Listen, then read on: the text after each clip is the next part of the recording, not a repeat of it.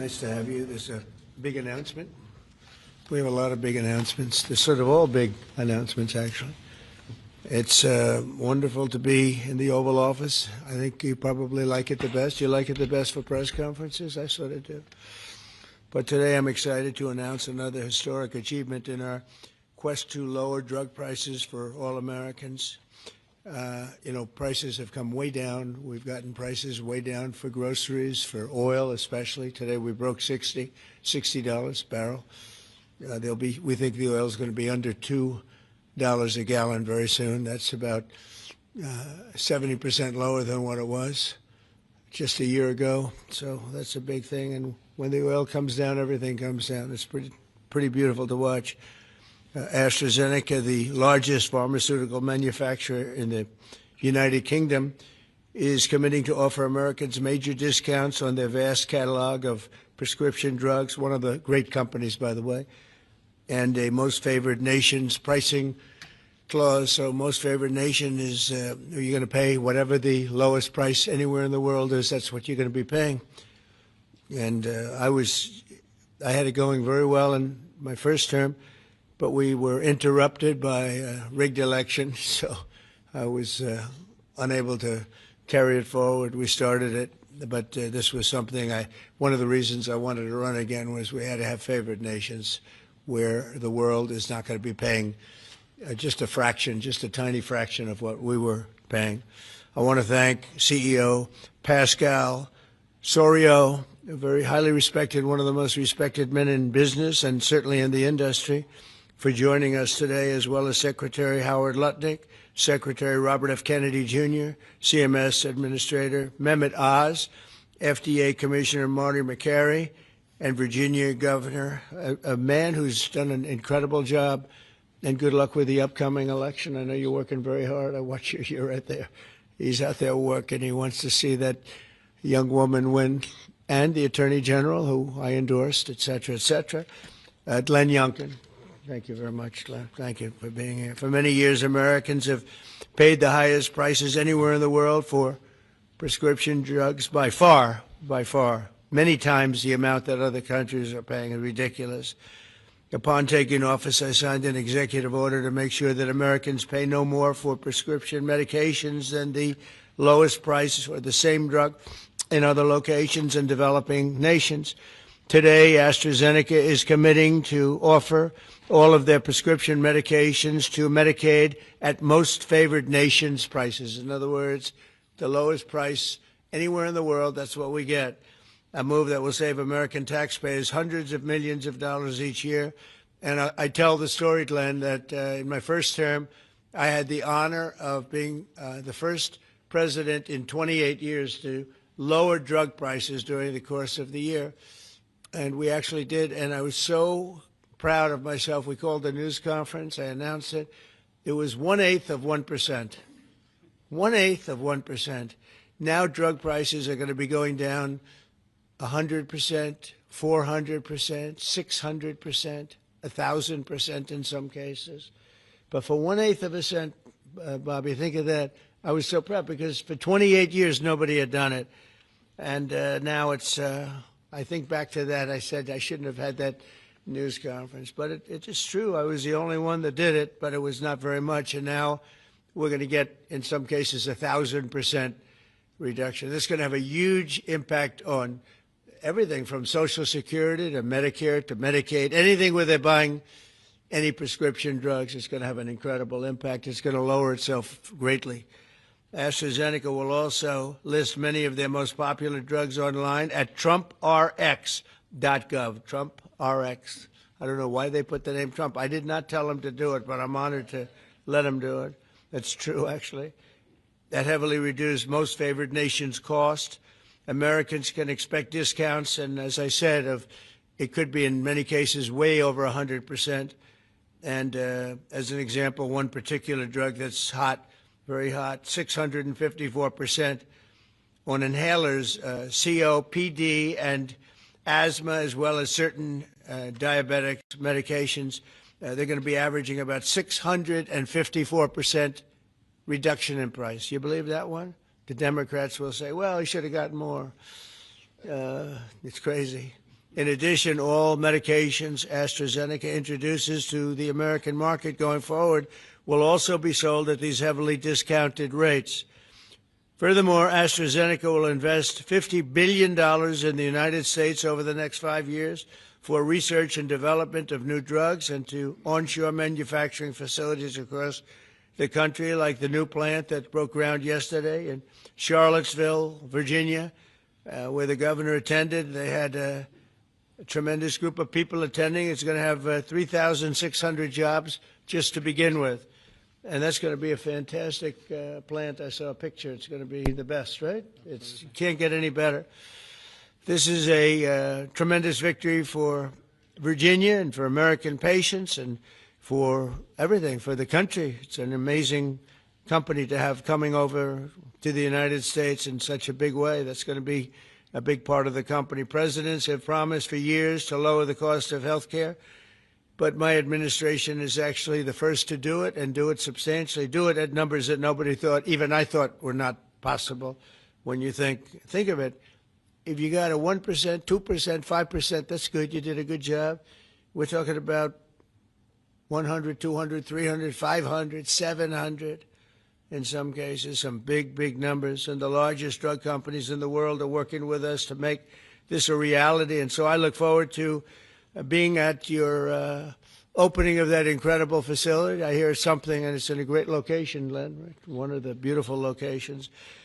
So I'd now like to ask Secretary Kennedy to say a few words, followed by Dr. Oz, Pascal, Governor Youngkin, and we'll take some questions afterwards. Would anybody like to have some questions? Yes? Oh, I'm shocked. Okay, we'll take them right after, okay? Bobby, please. Thank you, Mr. President. I talked about this a little yesterday in the cabinet meeting, but it's worth repeating because it shows this historical achievement as really monumental. When I was in my confirmation process, virtually every Democratic senator showed me their preoccupation with making sure that we completed, that I was going to continue to get a commitment from me to continue the IRA drug price negotiations. That the IRA required the Democrats, while President Biden was in the first year of the IRA, to negotiate 10 drug prices down. And then I was supposed to, my first year, negotiate 15 and 15 every year thereafter, and that was their plan. The Democrats claimed that they had a 22% reduction, and that was a great success.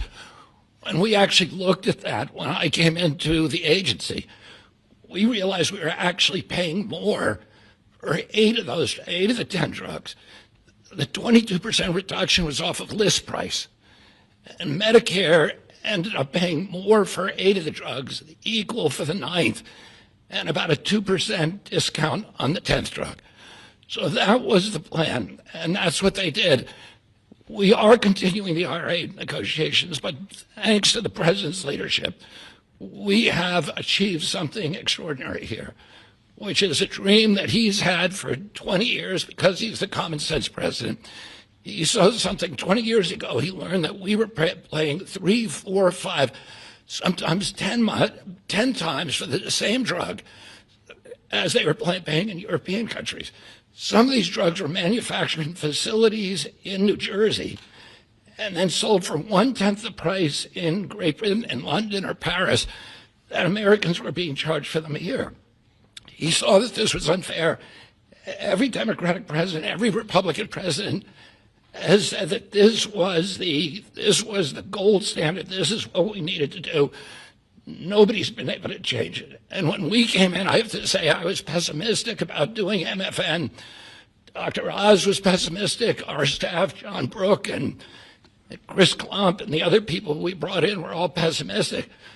The president saw something that we didn't see, which is we had leverage. And that came through Howard and the tariffs, and we had extraordinary leverage to craft these deals. So last week we had Pfizer in, which is one of the biggest American pharmaceutical companies. Today we have AstraZeneca in with Pascal Sorios, which is one of the biggest European pharmaceutical companies. And the president asked us to do three things. One, to get MFN prices. Two, to not bankrupt these companies. He understood that America has to be the center for innovation. The drug industry needs to innovate, that it's critical for its bottom line, it's critical for the health of the American people. And he asked us also to make sure that those companies would keep their promise to reshore this industry. For national security purposes, for our economy, it's critical. These companies are making these drugs in the United States. We were able to achieve all those things, and partially with the visionary help of Pascal, where is he? Of Pascal Zorias, who understood that innovation and the business doesn't work if everybody is not pulling the oars, if everybody doesn't have the skin in the game. The whole world was riding on our shoulders and riding on our dime. 70% of pharmaceutical revenues comes from this country. We only have 4.2% of the world's population, and we were paying for 80 or 90% of the innovation here, and the rest of the world was a free rider. And Pascal understood that that's not fair, and it's not a good, sustainable, long-term business model. And he came to the table. He was one of the first leaders to come to the table. I want to thank him for his vision, for operating with us in good faith. And this is an extraordinary deal. Not only that, but as the president just pointed out, he is also reshoring this industry here. He has 19 facilities already operating in this country. He has this other facility in Albemarle County that Dr. Oz went with Governor Youngkin and broke ground on yesterday. He has a second facility that is under construction in Kendall Square in Boston, another facility in Rockville, Maryland, and a fourth facility in Copper, Texas, right outside of Dallas-Fort Worth. And he's got plans for building many more in this country, thanks to the president's leadership, to the tariffs, and to the common sense the president has demonstrated in his own commitment to make drug prices lower for hardworking Americans. So I want to thank the president for your visionary leadership. I want to thank Dr. Oz for his part, and Marty McCary in negotiating this deal. Dr. Heidi Overton, Theo Merkel, Chris Klump, and John Brooks, who all played critical parts in the negotiation. And of course, Howard Lutnick, who was the key to these negotiations. Who do we bring up now? Dr. Oz. Thanks, Secretary. He'll take your place, Pascal. Oh, Pascal, I get to introduce Pascal, which I'll do with great joy and honor. So the world is watching as President Trump tries to make peace in every place he can go. But at the same time, President Trump is putting peace into the hearts of Americans and bringing peace of mind to them, especially Americans who cannot afford their medications. And just to put a number on this, as he releases us from the bondage of paying 3 times more for the exact same product made in the same factory, in the same pill box, in the same instruction manual overseas, rather in this country than we pay overseas, it creates an opportunity for us because, Mr. President, you're turning the art of the deal into the art of the heel. And that is something that you're going to witness today, and it's the second, and we have more coming, but this is a very important one, because I want to set the stage here. And Ms. Secretary, you're too modest. Secretary Kennedy did have a vision to push hard on this. He understood we could give the right medications to the right people at the right time. And there is nothing more maha than giving folks life-saving medications in a timely fashion so you prevent illnesses and treat other ones that have already occurred. You save lives that way. That literally is what was on the line as we began negotiating these. So let's set the stage. Where are we right now? Why this order?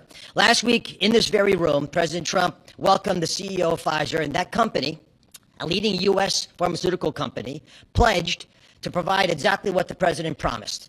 Massive discounts to allow us to have most favored nation drug pricing in this country so we don't allow our people to pay more than folks overseas. And this was unthinkable even 6 months ago, 7 months ago when we came into office. And Americans now have the ability to do that, but we needed to prove it was scalable. So we went to AstraZeneca. which is the leading pharmaceutical company, a leading company in the entire world, but a massive opportunity in this march to MFN, a march to most favored nation drug pricing. And to have this message land clearly, we needed to make sure that the president's demand for fair drug pricing was heard all around the globe. And I actually think the single most powerful tool we had was the president, because people take him seriously. And some of the things that they were hearing overseas were alarming them enough that they began to realize the jig was up. So let's talk about the deal specifically. What are John Brooks, if you give me my Vanna White, please. John back there is Theo, Vince, Heidi were parts of the team. There are other members of the team I'll speak of in a second. So these are the 5 deal points. This is what Trump RX, by the way, which just launched, TrumpRx.gov, which was a unanimous name, by the way, Mr. President. He was not involved in picking the name, but it was not a difficult one to land on. We thought it had a catchy element to it.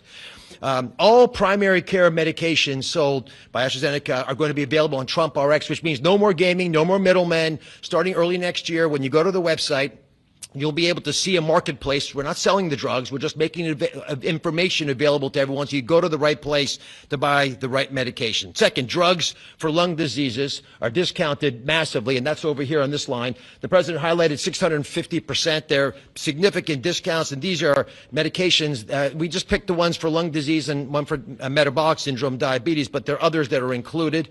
We have most favored nation pricing for everyone who is on Medicaid in this country. That's why Governor Youngkin is able to do backflips with his nimble 6'6" physique. Because for governors, this is a massive problem. If Medicaid prices continue going up, it crowds out other social services, which he'll speak to. We also have MFN for all new prescription drugs. Mr. President, by the time this term is done, 95% of all drugs sold in America, branded drugs and generic, will be available at most favored nation drug pricing. Americans are going to benefit if the prices drop abroad. So Secretary Lutnick is going to make sure that if we get better prices for these companies from our partner countries overseas, the American people see those benefits, and there's going to be onshoring of manufacturing. And as has been mentioned, I stood with Governor Youngkin and Pascal Soriot as we broke ground yesterday in Charlottesville, Virginia, in a massive $4 billion facility. That's the hard hat, Mr. President. I know you like construction, so that was all I could bring back. But there was a lot of remarkable energy. And here's what that event really does. It sends a signal. It sends a signal for all countries around the world to stop freeloading off American innovation. It's done. It's not going to happen anymore with this president. And if you aren't picking up your end of the bargain, then you're going to be welcoming a lot of more companies to leave your shores and allow us to welcome them into our shores as they open up manufacturing facilities here. And for all the pharmaceutical companies out there, we're talking to all of you, pick up a shovel. This is a great place to build a facility, as AstraZeneca has shown us, and I think it has a wonderful opportunity in the future as well as this country continues to support the innovation Secretary Kennedy spoke about, because we're not compromising that at all. We're just getting fair prices for the American people. To the team, tough negotiations, Mr. President. You know how hard they can be. You can't get there without world-class negotiators, and we are blessed by individuals to work with the AstraZeneca team who are killers, head-to-head. And why? Because talented people out of the private sector are coming into government to serve this president in a generational opportunity that they feel in their heart will make a difference. John Brooks is part of that team. Chris Klump, Inma Hernandez, numerous other folks contributed as well. But we're open for business. And if you want a great position and a patriot, like the folks who negotiated these deals, please consider coming with us, because the president has made it clear that you will make a difference in government. Finally, I want to thank Pascal Soriot.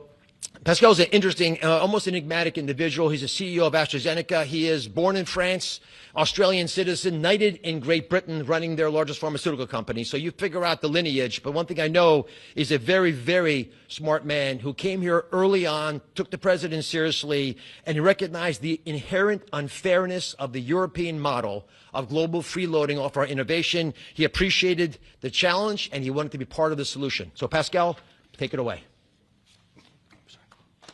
Thank you so much. So, President Trump, it is really a pleasure to see you again, since I had a chance to meet you last time you visited the UK for your state visit. I know the King actually kept you late during the night, during your visit, late up at night. And I must thank you, actually, for returning the favor. I can tell you, you've kept me up at night and my team as well.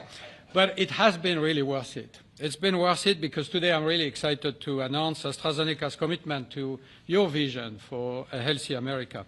Great leadership is about having an ambitious vision that can energize people, and you appoint a very talented team that can deliver on this. Your vision is exactly that. It is about lowering the price of medicines for American patients while ensuring that America remains a global powerhouse of innovation in biopharmaceuticals. And that's not easy to do. We need to keep inventing the technologies and the products that will cure disease. But you actually gave us a key, equalization. That's an important word. Yeah. You've assembled a remarkable team, actually, that together with us found a way to deliver on your vision. I would like to thank you, Mr. President, for your collaborative and your trusting approach throughout the discussion that led to this agreement. In addition, I would like to thank Secretary Lutnick, I'd like to thank Secretary Kennedy, Dr. Oz, and the CMS team, in particular John Brooks, who is here today, but also Chris Klump, for their very straightforward approach and their collaborative work that, together with my great team at AstraZeneca, enabled us to deliver this agreement today. It is an agreement that allows a number of wins. First of all, a great win for American patients. This agreement will deliver improved access to our medicines at a lower cost. We've addressed the 4 points that you raised in your letter, ensuring Americans do not pay more than patients in other wealthy countries. So it's a big win for patients and the healthcare system as a whole. But it's also a big win for the economy and for taxpayers, because it supports rebalancing the cost of innovation across wealthy nations. For too long, America has shouldered a disproportionate portion of the world's R&D cost for breakthrough medicines development. That imbalance is not sustainable. It had to change. And equalization levels the playing field, with wealthy nations contributing their fair share to the cost and the risk associated with biopharmaceuticals R&D. And I would say it's also a big win for state budgets because these Medicaid price reductions will have an immediate impact on Medicaid budgets and provide substantial relief to state budgets. Finally, your vision also secures America's strong position in life sciences and the onshoring of critical innovations and manufacturing. As a company, we will invest $50 billion in manufacturing and in R&D. We already have a large presence in the United States. We have 19 sites, and we employ 25,000 people around the country. They're all developing the new generation of medicines. But we'll continue to increase our presence in this country. We're expanding our manufacturing footprint in Texas. We're building our second large R&D center in Kendall Square in Boston. We are building a cell therapy manufacturing plant in Rockville, Maryland, and there's more to come. So a lot of investment over the next few years.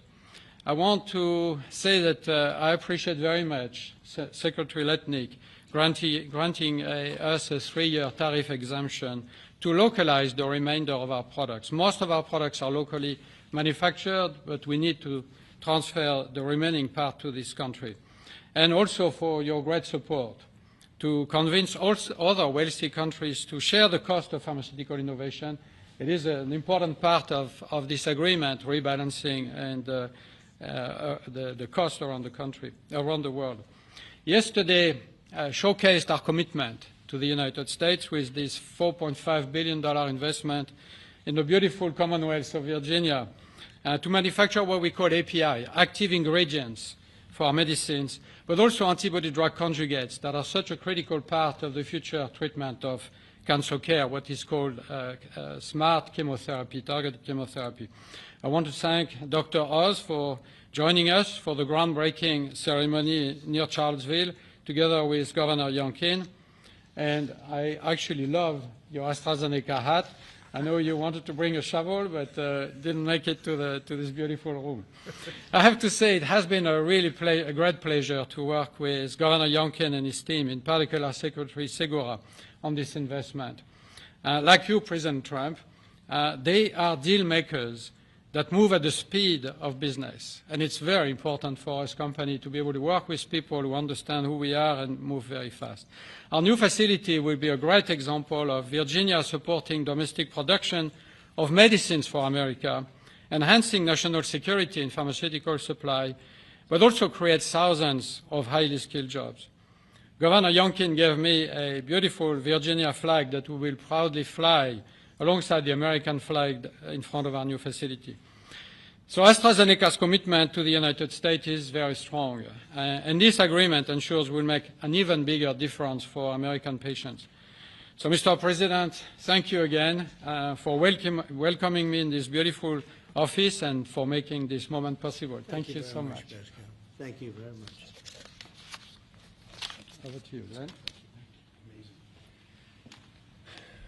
Well, first of all, I just want to thank everyone for celebrating this landmark moment. This landmark moment is not just a moment to announce a new way to buy less expensive life-saving medicine, but it is a step function change in the way that Virginians and Americans can access medicines. And it is a step function change because historically there was an opaque pricing mechanism that had so many people standing between the manufacturers and the patients that no one knew really what it cost. Well, now we can go direct to consumers. And that's what Trump RX is all about, going direct to consumers, where a consumer can come and find that particular medication that they need and go direct to the company and get the best possible price. Second of all, the most favored nation clause is a groundbreaking moment. It's a groundbreaking moment because, as you've heard, that American customers have been paying 3, 4, 5 times what international customers have been paying. That is just not fair. And Mr. President, I want to thank you for simply recognizing that America must come first. And Americans deserve the best pricing, not the worst. It changes everything for a state. In Virginia, we have $1.5 billion a year of pharmaceutical expenditure under our Medicaid plan. $1.5 billion a year. We save 10%, 20%, 30%. All of a sudden, 150, 300 million, 450 million in savings can be realized by a state. Now, I firmly believe that's the people's money, and it should go back in tax relief. But think about the change that that enables for a state as they manage their health care expenditures. Finally, Mr. President, you have driven a reshoring of critical supply chains that no one thought could happen. The industries that everyone thought were lost are now coming home, and with pharmaceutical manufacturing and active pharmaceutical ingredients particularly coming back to America, it changes everything. It's an economic moment for us. Yes, $4.5 billion into the Virginia economy, and that will in fact translate into $3 or $4 of extra economic impact for every dollar that is spent. 3,600 great-paying jobs. But it's even more than that. This is a national security moment. And what you've just heard is one of the leading pharmaceutical companies in the world is choosing America, and yes, Virginia, to invest nearly $5 billion to build the most critical manufacturing for the future of America's health. That's not just a single example. It's happening all over. And in fact, in Virginia, Mr. President, we've been blessed with nearly $10 billion of commitments to build new pharmaceutical manufacturing in the great Commonwealth of Virginia. And therefore, I believe this is a moment to celebrate investment, but more importantly, to celebrate breakthroughs for American citizens to get access to life-saving medicines at costs that they deserve because they're all made here. Mr. President, you and your cabinet have been amazing. As a governor, I have found that the cooperation with every one of your cabinet members, and sir, yes, you, has been beyond compare that I could ever imagine. I want to thank you for helping us make Virginia great again, too. Thank you.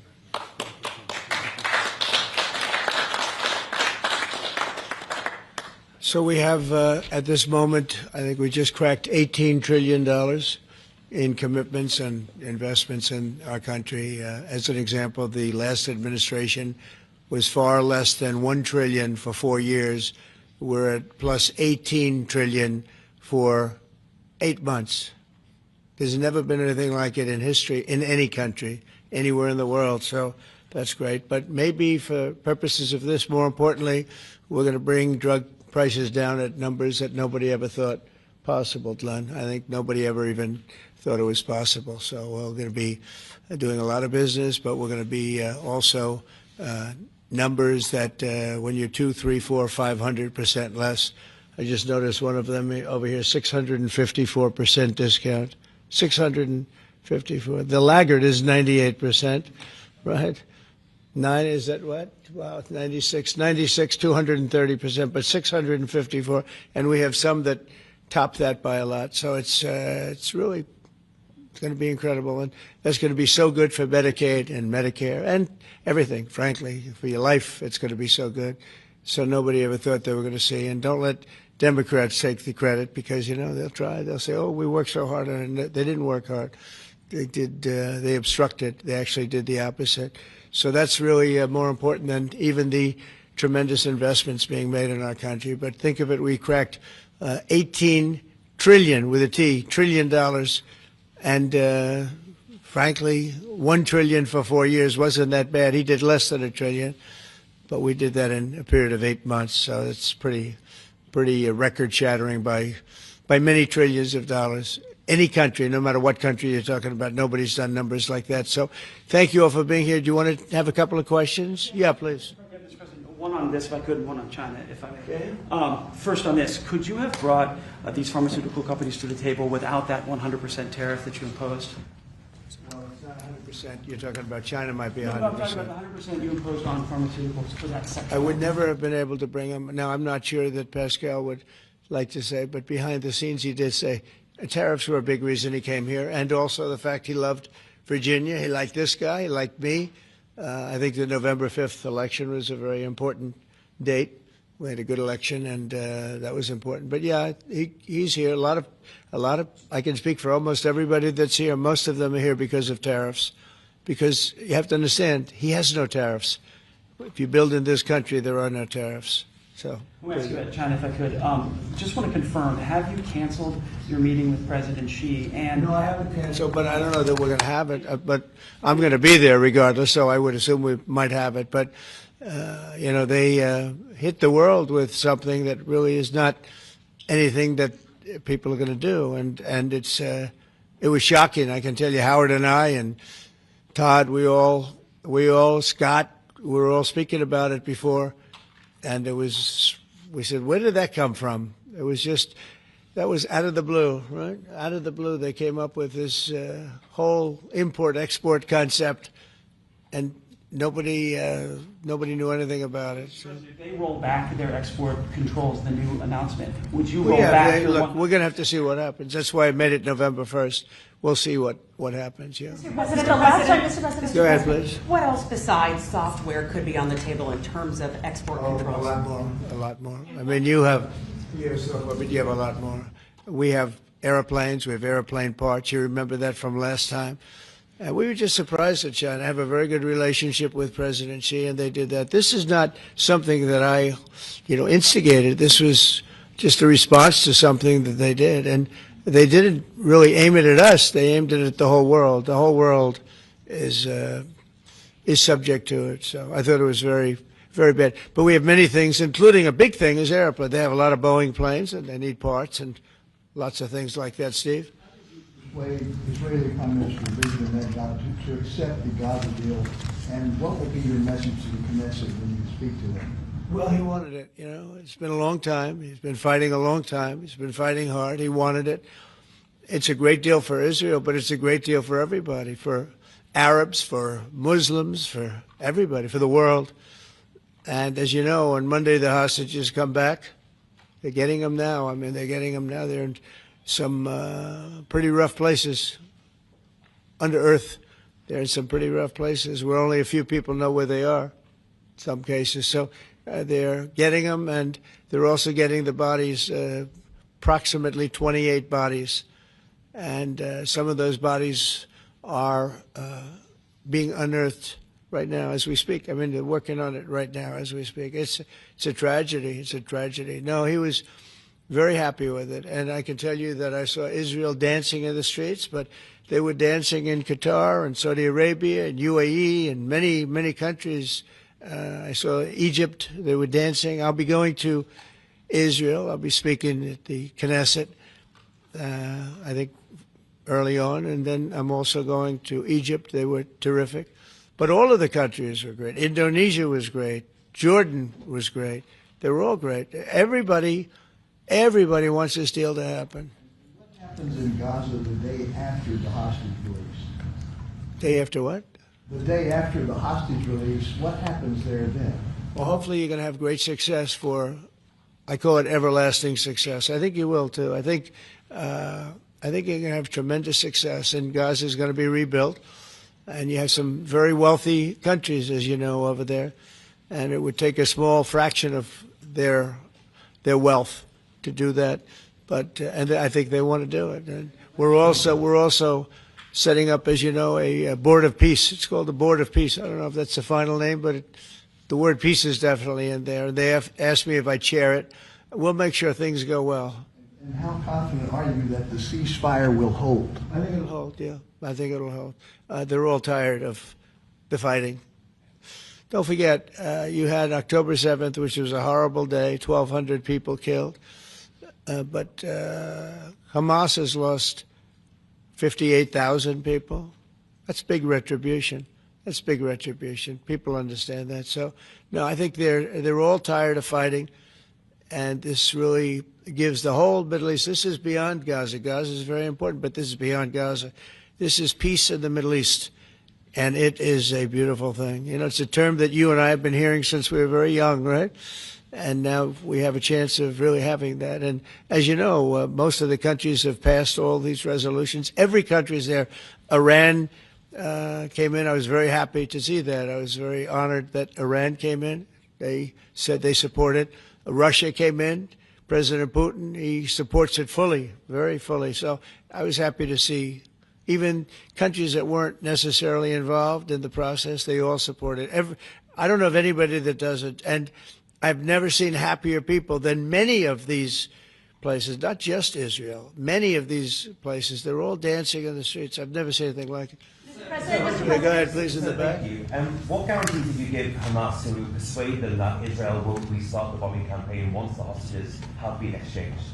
What did I do with respect to them? Well, you know, I spoke a little bit tough, and that's what would happen. I mean, you have to speak tough. That's a tough world. That's a tough, as they say, neighborhood. And they're tough people. They're very tough people, and they're smart people. They're good negotiators. They have a lot of things going. They put that to good use. They're going to be very, very successful. But they knew the retribution would be tremendous, unsustainable. It would have been unsustainable. It would have been complete obliteration, and they didn't want that. And nobody wants it at this point. They want to get on with rebuilding the entire Middle East. It's not only Gaza. It's going to be the entire Middle East. They're going to be able to live in peace. Now we have some little hot spots, but they're very small. You know the ones I'm talking about. They're very small. They'll be very easy to put out. Those fires are going to be put out very quickly. Yes, ma'am. Thank you, Mr. President. Talking about the Middle East still, going to the phases that come after this first phase, is there consensus on the additional points in your plan, or are the details still being fine-tuned? I think there is consensus on most of it, and some of the details, like anything else, will be worked out, because you'll find out that when you're sitting in a beautiful room in Egypt, it's easy to work something out, but then sometimes it doesn't work from a practical standpoint. So certain little things, but for the most part, there's consensus, yes. Do you intend to hash that out when you're in Egypt? I might, yeah. I mean, I'll be there because I'll be going to, I'll go to Cairo. I think that's where we're going, as opposed to the place of the signing. And we have a lot of leaders from all over the world coming too. I know they've been invited. And then I'm coming back, I believe it's Tuesday night, for Charlie Kirk, a friend of mine, a friend of all of ours, a friend of a lot of the people right here. And we're giving him the Presidential Medal of Freedom, which is the highest honor you get outside of the Congressional Medal of Honor. One's military, one's civilian, but it's the greatest honor. And Erica, his beautiful wife, is going to be here, and a lot of people are going to be here. So, it's not easy for me to get back. It's it's a very quick trip, but I'll be making 2 major stops, and then I'll be on the plane trying to get back in time for Charlie. They're going to have a great celebration at the White House, in the East Room of the White House. Russell Vogt said the reductions in force have begun related to this shutdown.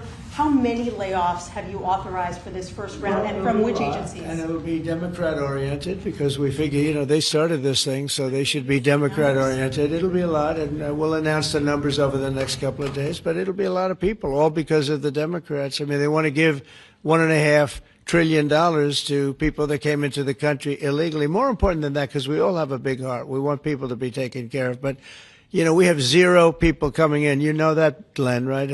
That's a pretty impressive number, even for a successful governor. But we've had, for the last 4 months, 0 people coming in illegally. They're coming in, but they're coming in legally. They're coming in through a process that's really a really good process right now, because we want people to come in, but they have to come in legally. So what we're doing is, as these different groups come due, we're going to make a determination. Do we want them or not? And I must tell you, a lot of them happen to be Democrat-oriented. These are people that the Democrats wanted, that in many cases were not appropriate. We fought them at the time, and it was ultimately signed in. And some of these people, these are largely people that the Democrats want. Many of them will be fired. Yes, please, behind. The Nobel Peace Prize was announced this morning. Your thoughts? Which one? The Nobel Peace Prize. Your thoughts? Look, including a very big one, and I'm not sure, when you say big, it's certainly, I think, to the mind of most, the most important deal ever made in terms of peace. But the one we just signed, it's been signed, sealed, and it's going to start taking place now. It's already started. Monday's going to be a very big day when the hostages come back. But I made 8 deals, transactions of wars. One was 31 years going on. 10 million people were killed. One was 34 years. One was 36, 37. One was 10. One was just starting. 2 were just starting, actually, but they were well on their way. In the case of India and Pakistan, 7 planes were shot down. It was a bad one. And I did it largely through trade. I mean, that one, numerous of them. I talked tariffs. I said, look, if you're going to do that, we're going to put very big tariffs on your country. And they were both great. They stopped fighting, and they were 2 nuclear powers. So, they're all big. They're every one of them big. You take a look at the Congo. You take a look at the Congo and Rwanda. 10 million people killed over a long period of time. Got that one solved. We did a total of 8 as of this. 2 days ago, I would have said 7, which I did say, but the other one was signed up, sealed. As you know, Israel signed it just now. They signed it and they approved it today, their parliament. And it's a great honor to be involved with so many. So the person who actually got the Nobel Prize called me and said, I'm accepting this in honor of you because you really deserved it. That, a very nice thing to do.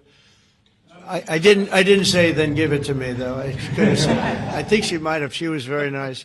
And I've been helping her along the way. They need a lot of help in Venezuela. It's a basic disaster. So, and you could also say it was given out for 24, and I was running for office in 24. All of the transactions that we did in terms of closing, but there are those that say we did so much that they should have done it, but I don't take. I'm happy because I saved millions of lives, many millions of lives. And speaking of somebody that saves lives, don't ever play golf with it, because Keegan Bradley just walked in, one of the greatest golfers in the world, the captain of the Ryder Cup.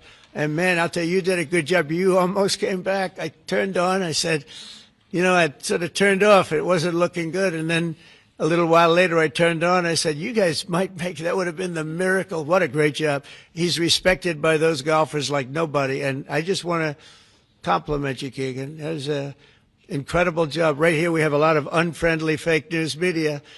And he's not used to that. He's used to getting only good publicity, I think, Howard. These are all golfers.